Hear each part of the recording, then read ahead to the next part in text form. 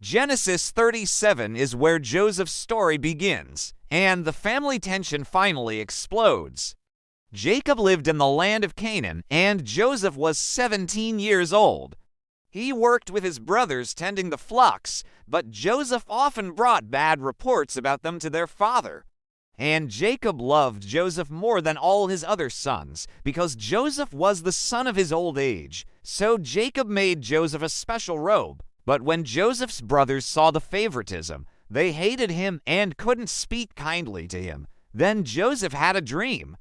He told his brothers, "We were binding sheaves in the field, and my sheaf stood up, and your sheaves bowed down to it." And his brothers hated him even more.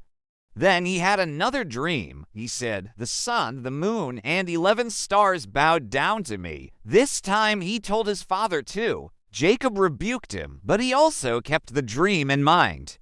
One day, Joseph's brothers went to pasture the flocks far away, near Shechem. Jacob sent Joseph to check on them. Joseph found them near Dothan.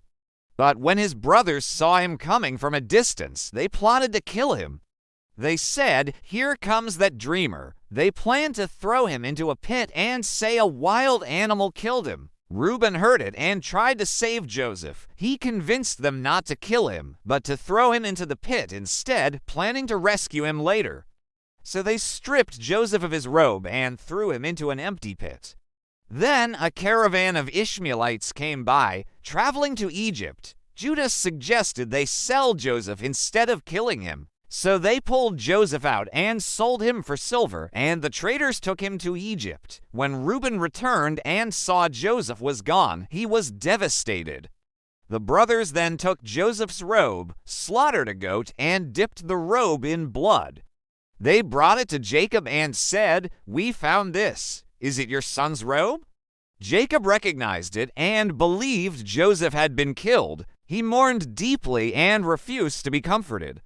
And the chapter ends with this. Joseph was taken to Egypt and sold to Potiphar, an officer of Pharaoh. Genesis 37 shows how jealousy can destroy a family. But it also sets up the start of God's bigger plan. Follow for the next chapter.